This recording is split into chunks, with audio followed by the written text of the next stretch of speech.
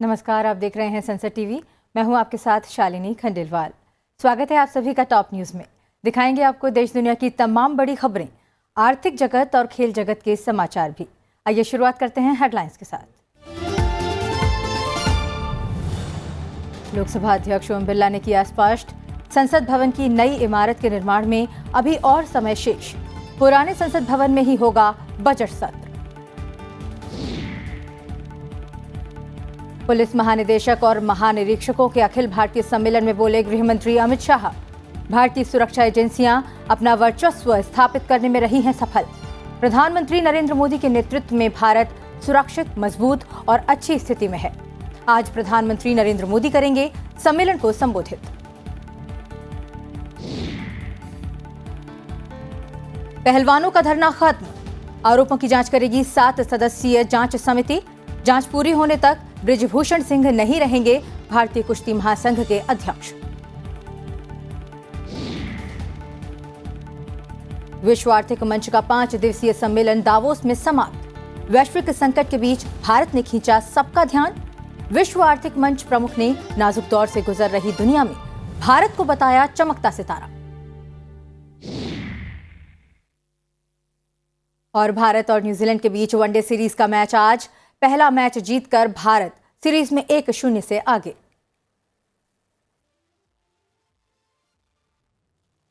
Top news में अब खबरें विस्तार से।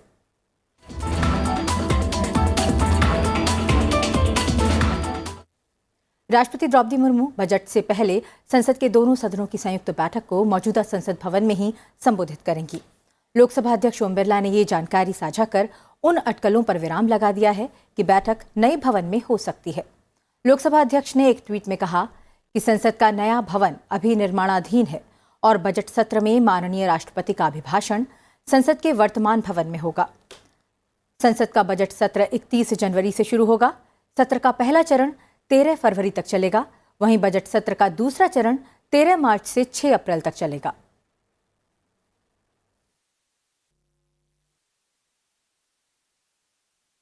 प्रधानमंत्री नरेंद्र मोदी राजधानी दिल्ली में चल रहे पुलिस महानिदेशक और महानिरीक्षकों के अखिल भारतीय सम्मेलन को आज संबोधित करेंगे। प्रधानमंत्री कल यानी रविवार को भी इस सम्मेलन में सम्मिलित होंगे और सम्मेलन की अध्यक्षता करेंगे।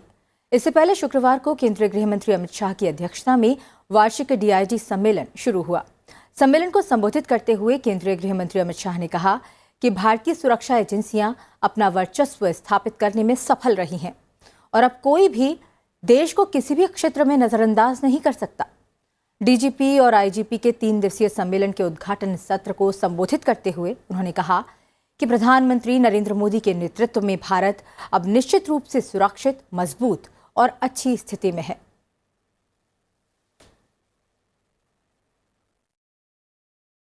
सरकार सोशल मीडिया इन्फ्लुएंसर्स और सेलिब्रिटीज के लिए गाइडलाइंस लेकर आई है। सरकार ने कहा है कि गाइडलाइंस का उल्लंघन करने वालों पर 10 लाख रुपए का जुर्माना लगाया जाएगा। सरकार ने कहा है कि विज्ञापनों में सच्चाई और ईमानदारी होनी चाहिए। उपभोक्ताओं को गुमराह नहीं किया जा सकता है। उपभोक्ता मामलों के मंत्रालय ने सोशल मीडिया पर विज्ञापन और अलग अलग प्रकार के प्रोडक्ट्स के एंडोर्समेंट्स के संबंध में ये गाइडलाइंस जारी की हैं।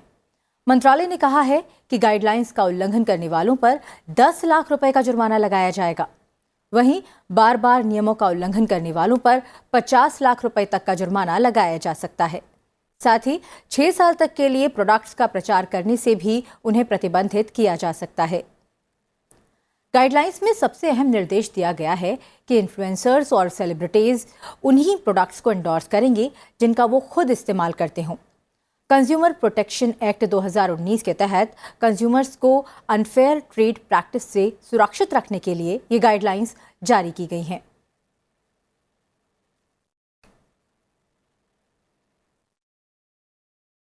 डब्ल्यूएफआई को भंग करने और अध्यक्ष को बर्खास्त करने की मांग को लेकर धरने पर बैठे कुश्ती खिलाड़ियों का धरना समाप्त हो गया है।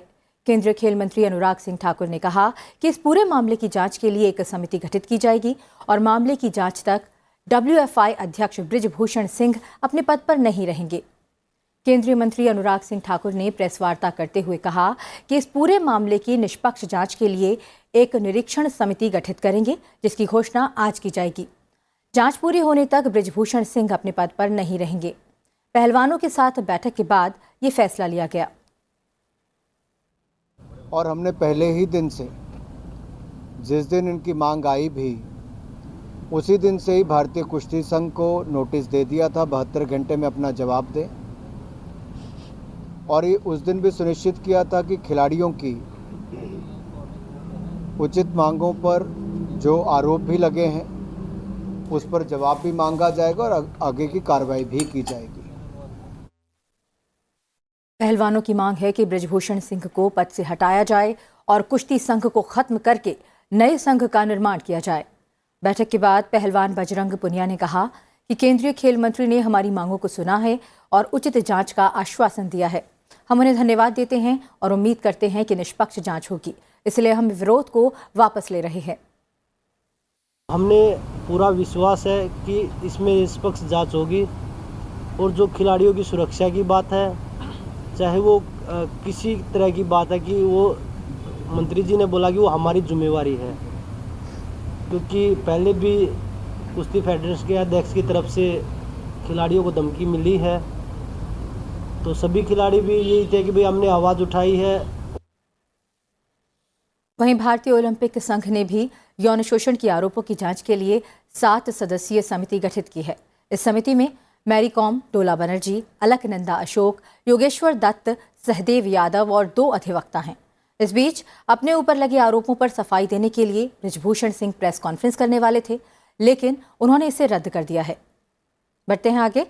जोशीमठ में भू धसाव पर सरकार फौरी राहत के साथ ही दीर्घकालिक योजना पर भी काम कर रही है। जोशीमठ की वर्तमान स्थिति पर उत्तराखंड के मुख्यमंत्री पुष्कर सिंह धामी से खास बातचीत की हमारे संवाददाता नव विक्रम सिंह ने। के लिए हैं उत्तराखंड के chief minister Pushkar Singh Dhami. Sir, स्वागत है आपका सत्संग टीवी में। जी धन्यवाद। सर, पहला सवाल आपसे पूछना चाहूँगा, क्योंकि लोगों के अंदर परेशानी है। लोग जो जोशीमठ के लोग हैं एक ऐसी स्थिति में हैं कि उन्हें अभी अंदाज़ा नहीं है कि वो कहाँ जाएं, क्या करें। ऐसे में सरकार की ओर से कि उन लोगों को फौरी राहत हो, आश्वासन हो, क्या इंतज़ाम किए गए हैं और अभी तक का क्या आंकड़ा है, कितने लोग प्रभावित हैं? देखिए, जो आप कह रहे हैं परेशानी होना स्वाभाविक है, क्योंकि अचानक लोगों को अपना घर छोड़ना पड़ा है, उनको घरों से दूसरी जगह पर जाना पड़ा है। और ऐसे लगभग 900 के करीब जो लोग हैं उनको उनके घरों से दूसरी जगह पर सरकार के द्वारा, प्रशासन के द्वारा अभी फौरी तौर पर रखा गया है। गेस्ट हाउसों में, होटलों में, सरकारी कार्यालयों में, जहाँ भी जगह मिल सकती थी। और 269 के लगभग जो है परिवार हैं। और ये संख्या अभी टेंटेटिव है, मतलब अभी वर्तमान में है। आगे स्थिति जो भी होगी उसके अनुसार कार्य कर रहे हैं। सभी को उनके घरों से सुरक्षित स्थानों पर ले जाया गया है। प्रशासन कई फ्रंट पर उसे काम करना पड़ रहा है और काफ़ी जो व्यवस्था की गई वो भी प्रशासन की तरफ से काफ़ी बेहतर कोशिश की गई। लेकिन आपसे ये समझना चाहेंगे कि क्या अभी लॉन्ग टर्म का, क्योंकि लोग पशुपेश में हैं, लॉन्ग टर्म आगे क्या होगा? आज वो आवास में हैं जो सरकार की तरफ से उन्हें मुहैया कराए गए हैं, खाने की व्यवस्था है, लेकिन आगे के लिए क्या कुछ रणनीति अभी सरकार बना रही है? नहीं, देखिए, सबसे पहले तो क्या है कि अभी एक बार जो 8 एजेंसियां जो काम कर रही हैं, 8 संस्थान जो काम कर रहे हैं, उनकी रिपोर्ट आने के बाद ही जो है आगे का फर्दर प्लान हम लोग तय करेंगे। लेकिन सरकार सभी को लेकर गंभीर है कि हम जो सबसे अच्छा पुनर्वास हो सकता है, लोगों की, प्रभावित लोगों की जो सबसे अच्छी व्यवस्था हो सकती है, उस व्यवस्था को हम लोग सुनिश्चित कर रहे हैं। और इसमें हमारे देश के प्रधानमंत्री जी का भी हमको पूरा सहयोग और उनको सहायता का पूरा भरोसा है, और वो स्वयं मॉनिटरिंग भी कर रहे हैं। विदेश मंत्री डॉक्टर एस जयशंकर ने कहा है कि भारत कठिन समय में श्रीलंका के साथ खड़ा है और खड़ा रहेगा। इसलिए भारत ने प्रतीक्षा किए बिना अंतर्राष्ट्रीय मुद्रा कोष को वित्तीय आश्वासन दिया है। 2 दिवसीय यात्रा पर श्रीलंका पहुंचे विदेश मंत्री डॉक्टर एस जयशंकर ने श्रीलंकाई समकक्ष अली साबरी और राष्ट्रपति रानिल विक्रमसिंघे सहित अन्य शीर्ष नेताओं से मुलाकात की। श्रीलंका की अपनी आधिकारिक यात्रा के दौरान डॉक्टर जयशंकर ने कहा कि भारत एक विश्वसनीय पड़ोसी और भरोसेमंद साथी है जो हर परिस्थिति में साथ निभाता है। इस घोषणा के साथ ही भारत ऋण पुनर्गठन के लिए अंतर्राष्ट्रीय मुद्रा कोष को आश्वासन देने वाला पहला ऋणदाता देश बन गया है। श्रीलंका अंतर्राष्ट्रीय मुद्रा कोष से बेल आउट पैकेज प्राप्त करने का प्रयास कर रहा है। We extended financing assurances to the IMF to clear the way for Sri Lanka to move forward. Our expectation is that this will not only strengthen Sri Lanka's position, but ensure that all bilateral creditors are dealt with equally. While doing that, we also know that Sri Lanka's pathway is one of a strong economic recovery propelled by greater investments. Here too, I have a clear message that I will be sharing with the business community. India will encourage greater investments in the Sri Lankan economy, especially in core areas like energy, tourism and infrastructure. We count on the government of Sri Lanka to provide a more business-friendly environment to create a powerful pull factor. I am confident that the gravity of the situation is realized by policymakers here. विदेश मंत्री doctor S Jaishankar ने श्रीलंका के प्रधानमंत्री दिनेश गुणावर्धने, पूर्व राष्ट्रपति महिंदा राजपक्षे, उनके छोटे भाई गोटबया राजपक्षे, श्रीलंका में विपक्ष के नेता सजित प्रेमदासा और मत्स्य मंत्री डगलस देवनन से भी मुलाकात की। इस दौरान परस्पर हित से जुड़े विभिन्न मुद्दों पर चर्चा हुई। विदेश मंत्री ने श्रीलंका के कारोबारी समुदाय से भी बातचीत की और वर्तमान चुनौतियों के समाधान के रूप में आर्थिक विकास के महत्व पर चर्चा की। विदेश मंत्री डॉक्टर एस जयशंकर ने प्रतीकात्मक रूप से श्रीलंका के परिवहन मंत्री बंडुला गुणावर्धने को बसें सौंपी। ये उन 500 बसों का हिस्सा हैं जिनकी भारतीय समर्थन से श्रीलंका परिवहन बोर्ड को आपूर्ति की जा रही है।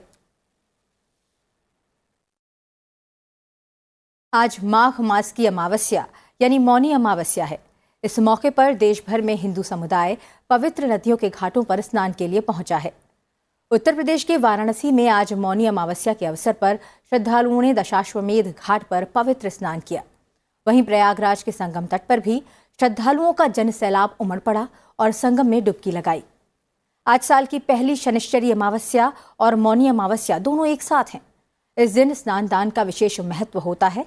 ऐसे में इस अमावस्या का महत्व और अधिक बढ़ गया है। आज सुबह करीब 6:17 से शुरू हुई अमावस्या कल यानी रविवार सुबह 2:22 तक रहेगी। ज्योतिषियों के अनुसार करीब 20 साल बाद आज ऐसा संयोग बना है जब मौनी अमावस्या शनिवार के दिन आई है।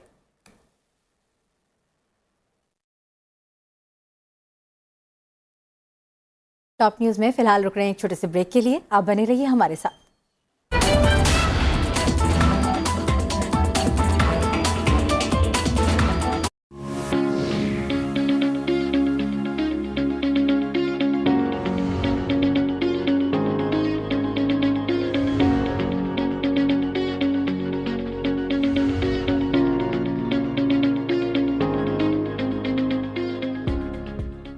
कृषि प्रधान भारत में खेती का बजट कैसा हो, ये सवाल जरूरी है। मिलेट ईयर चल रहा है ये, तो मैं मानता हूं कि मिलेट को भी बढ़ावा दिया जाना चाहिए इस बजट में।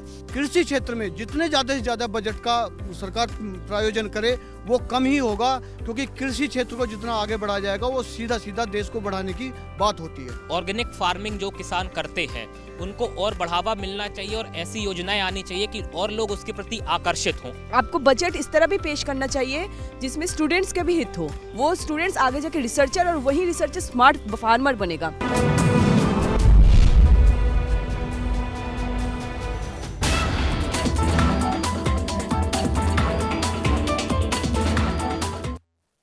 ब्रेक के बाद एक बार फिर आपका स्वागत है टॉप न्यूज में। अब आपको बताते हैं आज की टॉप 10 खबरें। केंद्र सरकार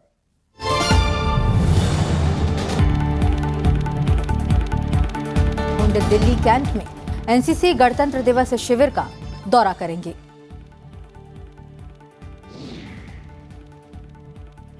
केंद्रीय खान, कोयला और संसदीय मामलों के मंत्री प्रहलाद जोशी हुबली में 2 दिवसीय अंतर्राष्ट्रीय पतंग उत्सव का उद्घाटन करेंगे।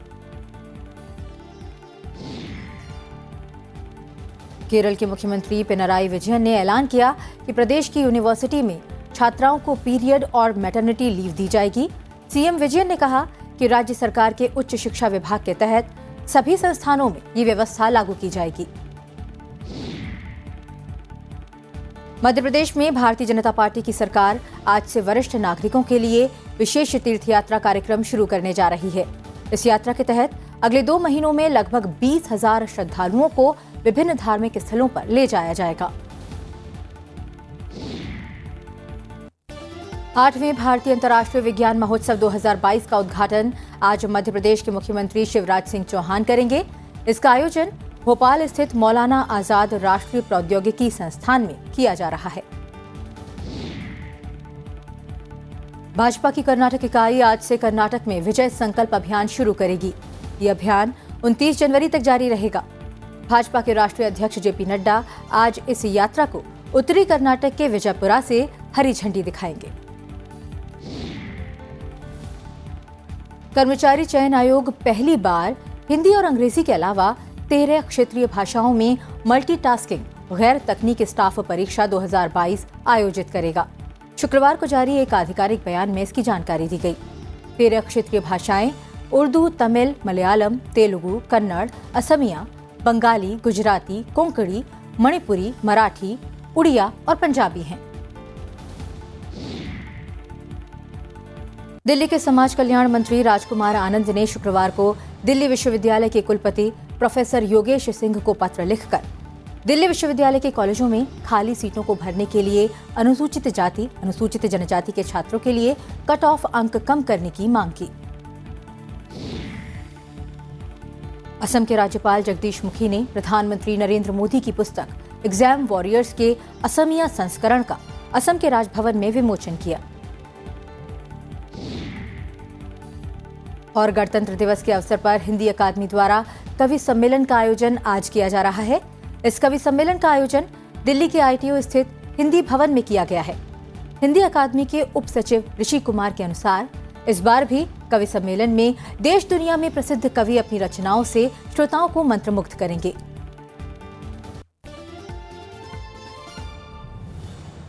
टॉप 10 खबरों के बाद अब रुख करते हैं आज की अंतर्राष्ट्रीय खबरों का।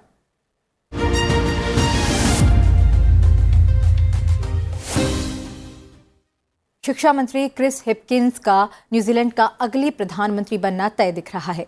हिपकिंस पीएम पद के लिए एकमात्र उम्मीदवार हैं। वो 2 दिन पहले इस्तीफा देने वाली जेसिंडा अर्डर्न की जगह लेंगे। लेबर पार्टी ने एक बयान में कहा कि क्रिस हिपकिंस लेबर पार्टी के नेता और न्यूजीलैंड के प्रधानमंत्री के रूप में जेसिंडा अर्डर्न की जगह लेने के लिए तैयार हैं। इस भूमिका के लिए नामांकित होने वाले वो एकमात्र उम्मीदवार हैं। न्यूजीलैंड की प्रधानमंत्री जेसिंडा अर्डर्न ने 19 जनवरी को अचानक इस्तीफा देने का ऐलान कर चौंका दिया था। Kia ora koutou everybody. Today I can confirm that I have put my name forward to be the next leader of the New Zealand Labour Party and therefore the next Prime Minister of New Zealand. I can also confirm that as at the time nominations closed at 9 o'clock this morning, I was the only nominee for that role. Peru में चल रहे हिंसक प्रदर्शनों के बीच सैकड़ों प्रदर्शनकारियों के शहर के केंद्र की ओर मार्च करने के बाद राजधानी लीमा में हजारों पुलिस अधिकारियों को तैनात कर दिया गया है। वहीं दक्षिणी शहर अरेक्विपा में भयंकर झड़पें हुई।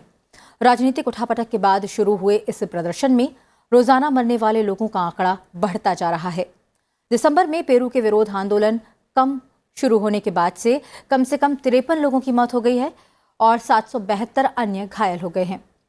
पूर्व राष्ट्रपति पेड्रो कैस्टिलो को हटाने के बाद से लगातार सुरक्षा बलों और प्रदर्शनकारियों के बीच संघर्ष की स्थिति बनी हुई है। सरकार ने प्रदर्शनकारियों और सुरक्षा बलों के बीच चल रहे संघर्ष के बाद हिंसक विरोध प्रदर्शनों को दबाने के लिए दक्षिणी पुनो क्षेत्र में कर्फ्यू की घोषणा की है।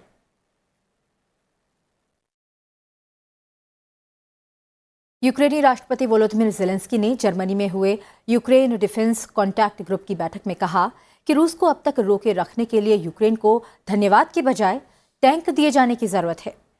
जर्मनी में अमेरिकी सेना के रामस्टाइन एयरबेस पर आयोजित बैठक को वर्चुअली संबोधित करते हुए ज़ेलेंस्की ने कहा कि अब तक यूक्रेन को जो मदद मिली है उसी का नतीजा है कि रूस को पीछे धकेल दिया गया है और अब उसे हराएंगे। लिहाजा यूक्रेन को बिना देर किए भारी हथियार दिए जाएं। उधर अमेरिका के एक शीर्ष जनरल मार्क मिले ने कहा कि इस वर्ष यूक्रेनी सेना के लिए रूसी सैनिकों को कब्जे करने वाले इलाकों से बेदखल करना बहुत मुश्किल होगा। चीन और ताइवान के बीच चल रहे तनाव के बीच चीन ने एक बार फिर घुसपैठ की कोशिश की है। ताइवान के राष्ट्रीय रक्षा मंत्रालय ने एक ट्वीट में कहा कि दोनों देशों के बीच चल रहे तनाव के बीच एक बार फिर घुसपैठ हुई है। ताइवान के आसपास 31 चीनी सैन्य विमानों और 4 नौसैनिक जहाज़ों का पता चला है। रक्षा मंत्रालय ने आगे कहा कि पता लगाए गए विमानों में से 12 विमानों ने ताइवान जलडमरू मध्य की मध्य रेखा को पार किया और ताइवान के दक्षिण पश्चिम वायु रक्षा पहचान क्षेत्र में प्रवेश किया। अर्जेंटीना के कार्डोबा से 517 किलोमीटर उत्तर में आज सुबह करीब 3:39 पर 6.5 तीव्रता का भूकंप आया। नेशनल सेंटर फॉर सिस्मोलॉजी ने ये जानकारी दी। भूकंप मोंटे क्वेमाडो सैंटियागो डेल एस्टेरो प्रांत से 104 किलोमीटर दूर था। यूरोपियन मेडिटेरेनियन सिस्मोलॉजिकल सेंटर के अनुसार भूकंप 600 किलोमीटर की गहराई में आया। अमेरिकी भूवैज्ञानिक सर्वेक्षण के अनुसार पराग्वे और अर्जेंटीना में झटके महसूस किए गए। फिलहाल किसी के हताहत होने या भारी नुकसान की कोई खबर नहीं है।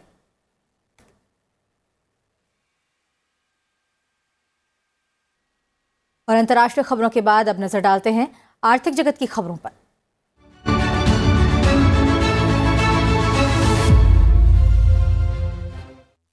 उत्तर प्रदेश निवेशकों के लिए आकर्षण का केंद्र बनता जा रहा है। अहमदाबाद की कई कंपनियां यूपी में 38,000 करोड़ का निवेश करने जा रही हैं।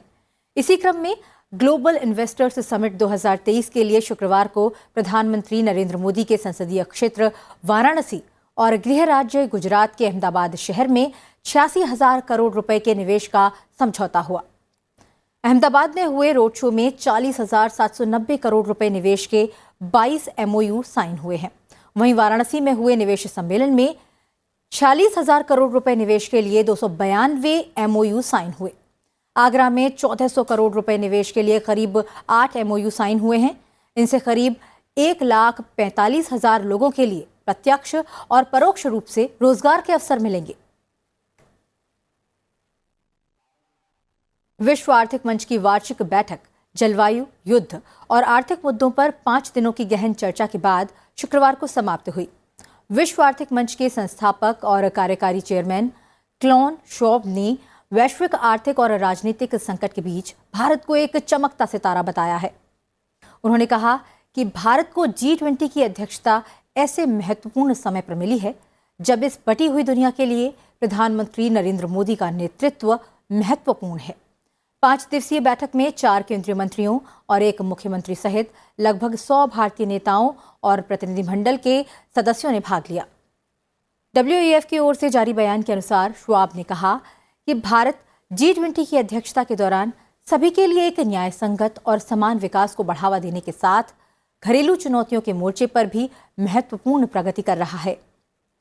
WEF की वार्षिक बैठक ऐसे समय में हो रही है जब कई संकटों ने विभाजन को गहरा कर दिया है। मंच भारत के साथ अपने 38 वर्ष के सहयोगी इतिहास को महत्व देता है और उम्मीद करता है कि प्रधानमंत्री नरेंद्र मोदी के नेतृत्व में G20 की भारत की अध्यक्षता में मददगार साबित होगी।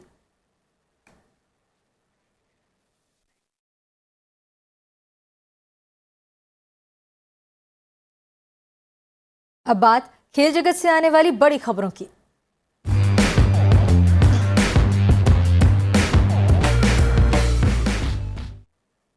भारत और न्यूजीलैंड के बीच 3 वनडे मैचों की सीरीज का दूसरा मैच आज रायपुर में खेला जाएगा। सीरीज का पहला मैच 12 रनों से जीतकर 1-0 की बढ़त बना चुकी टीम इंडिया इस मैच को जीतकर सीरीज में 2-0 से अजेय बढ़त बनाना चाहेगी। वहीं पहले मैच में कड़ी टक्कर देने वाली न्यूजीलैंड की टीम रायपुर में जीत के साथ वापसी करना चाहेगी। दोनों टीमों के बीच ये मुकाबला दोपहर 1:30 बजे से शुरू होगा। ओडिशा में चल रहे पुरुष हॉकी वर्ल्ड कप 2023 अब निर्णायक और रोमांचक मोड़ पर पहुंच गया है। क्वार्टर फाइनल में अपनी जगह पक्की करने के लिए भारत और न्यूजीलैंड के बीच क्रॉसओवर मुकाबला खेला जाएगा। दोनों टीमों के बीच ये मुकाबला 22 जनवरी रविवार शाम 7 बजे खेला जाएगा। भारतीय टीम का इस विश्व कप में अब तक का सफर शानदार रहा है। भारत ने 3 में से 2 मैचों में जीत हासिल की है, जबकि 1 मैच ड्रॉ रहा है। आज देश पूर्वोत्तर के 3 राज्यों त्रिपुरा, मणिपुर और मेघालय के स्थापना दिवस मना रहा है। इस अवसर पर प्रधानमंत्री नरेंद्र मोदी, राष्ट्रपति द्रौपदी मुर्मू, उपराष्ट्रपति जगदीप धनखड़ और लोकसभा अध्यक्ष ओम बिरला ने ट्वीट संदेशों के माध्यम से तीनों राज्यों के नागरिकों को बधाई और शुभकामनाएं दी हैं।